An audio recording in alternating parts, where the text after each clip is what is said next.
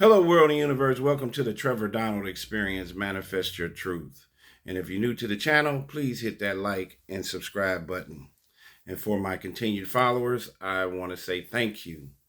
And this is an opinion-based video channel where I try to talk about and open our eyes and ears to some of the travails that take place in our cities, states, our country, and sometimes around the world. And this is another unfortunate story about the Portland police or police officers and innocent civilians and how the Portland police killed an innocent man. And now his family has filed a lawsuit. So here we go. Lawsuit accuses Portland officer of excessive force and the city of failing to provide medical care in the 2022 shooting of an unarmed black man. The man was shot in the back while running away from officers.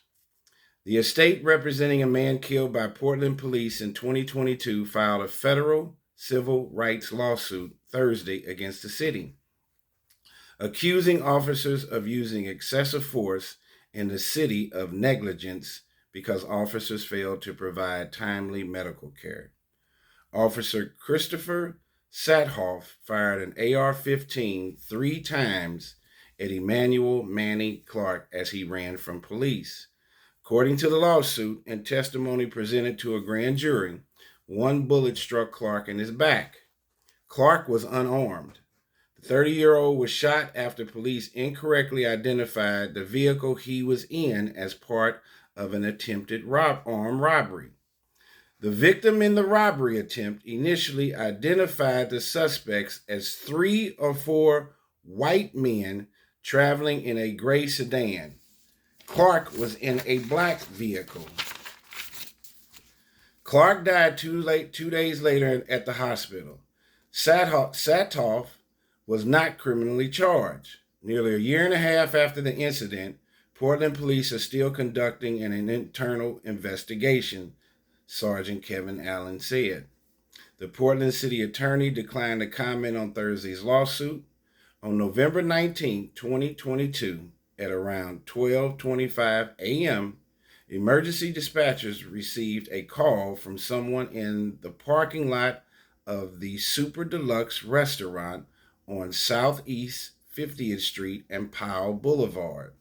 Someone tried to rob me at gunpoint, the caller told 911 dispatchers. Can you hurry, please? When the dispatcher asked the caller to describe the suspect, the caller said there were 3 or 4 white men, definitely white men.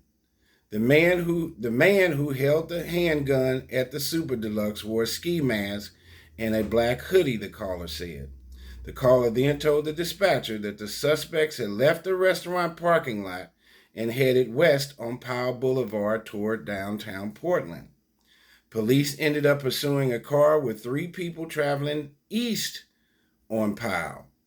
6 minutes after the initial 911 call, a patrol sergeant 30 blocks away from the Super Deluxe saw a vehicle with 3 people inside driving east on Powell. I could see the silhouette of like 3 people in the vehicle as it was being silhouetted from vehicles traveling westbound, Sergeant Michael Francis testified to a grand jury last August. According to dispatch recordings, Francis said the vehicle turned south on Cesar Chavez Boulevard and took off. He said he lost sight of the car around Holgate Boulevard, not far from the Trader Joe's. He said it was doing about 75 or 80 miles per hour. Francis radioed to dispatchers, according to a recording provided by attorneys representing Clark's estate. Based upon driving behavior, my guess is that it cut eastbound, possibly like Woodstockish area. By that point, Portland police were using the Bureau's airplane to search for the vehicle. Francis said the vehicle he was following was gray, similar to the description of the car the caller from the Super Deluxe had identified. Sergeant Daniel Barnard picked up the search. He was operating an infrared camera system from inside the airplane, some 4,500 feet in the air.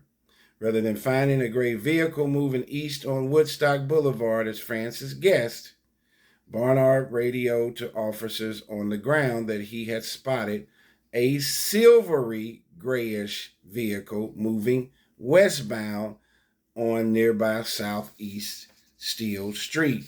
Stay with me. Barnard told fellow officers over the police radio that the car caught his eye because it was in a rough area, as the attempted robbery, and it's silver or gray as best I can tell. During the grand jury hearings, he testified the vehicle also gave off a lot of heat through the infrared camera he was operating, a sign that may have been recently driven fast. I'm getting, in particular, interested in this car because it's the only car I'm seeing in the area, Barnard testified. It's kind of driving at higher speeds. It looks like it's been driven hard.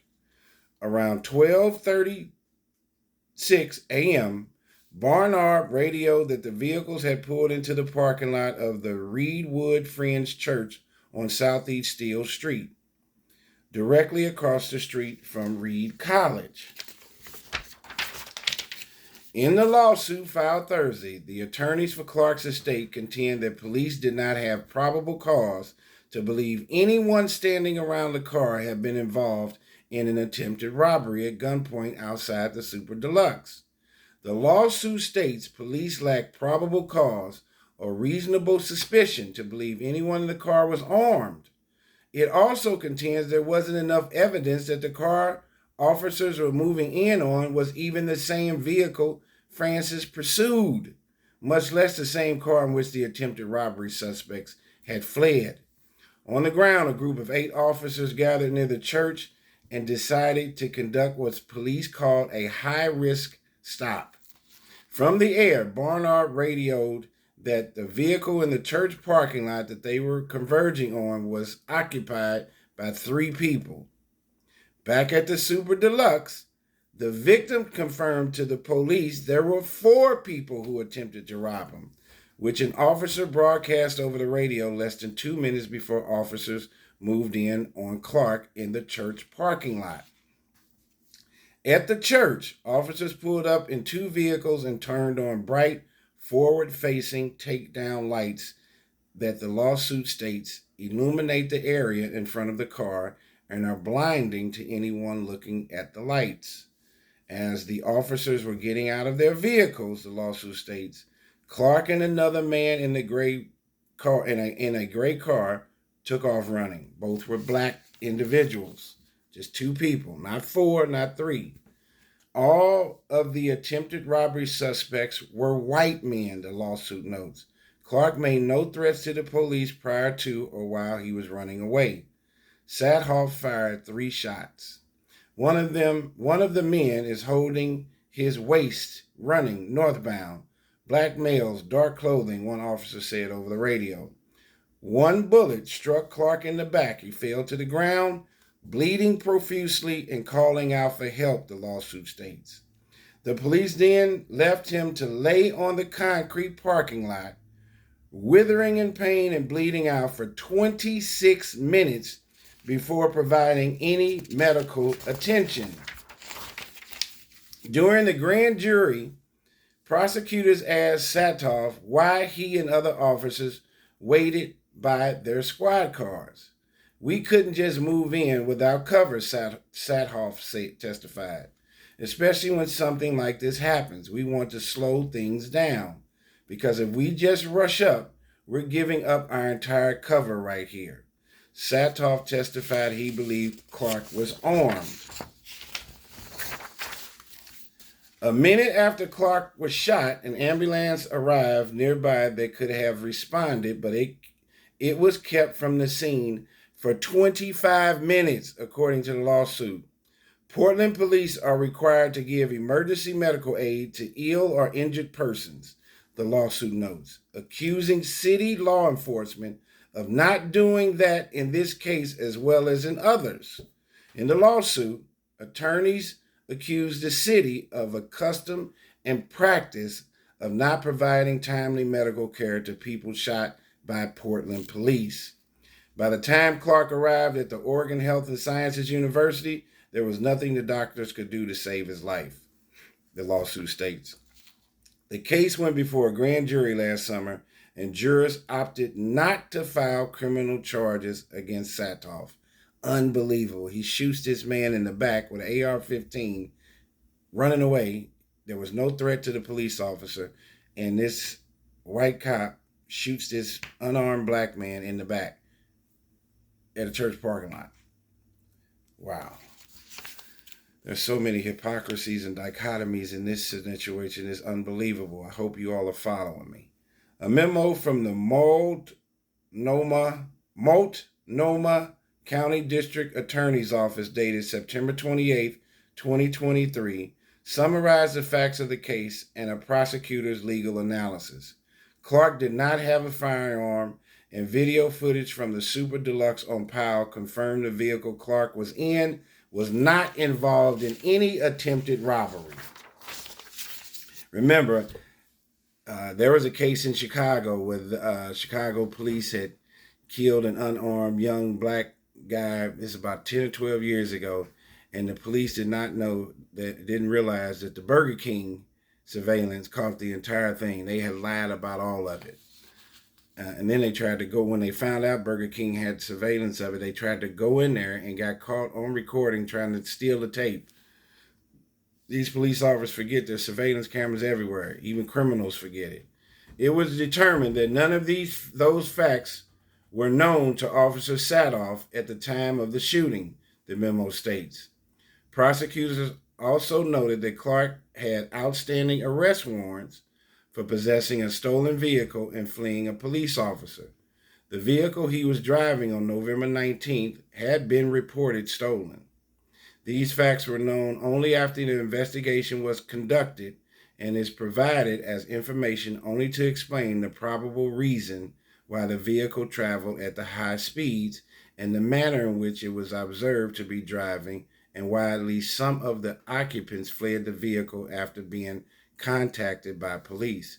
So they're saying that this gentleman, Clark, had ended up taking off because he was in a stolen vehicle, and he thought they were there to arrest him for the stolen vehicle. Prosecutors wrote in their memo, under Oregon law, however, only the reasonable belief of the officer under the totality of information known to the officer at the time of the shooting is relevant to the analysis of the use of deadly physical force. Satov told grand jurors he believed Clark was armed and could be running for cover from which he could shoot at officers. To be clear for the grand jury, though, did you ever actually see a gun? Kurt Miller, an assistant attorney general with the Oregon Department of Justice, asked Satov, and Satov said, I don't recall seeing a gun. I just remember seeing his hand still in his pocket. Did you see any objects in his pocket? Miller asked. Was the pocket full to you? I can't see, but I remember him. He kept his hand in his pocket, and it looked like he was trying to pull at something, Satov testified. I felt it was reasonable to assume that he was pulling out a gun at that time, being that he matched the description and he had committed a felony crime. How could he match the description when the person that made the 911 call said that there were 4 white men? How could he be the potential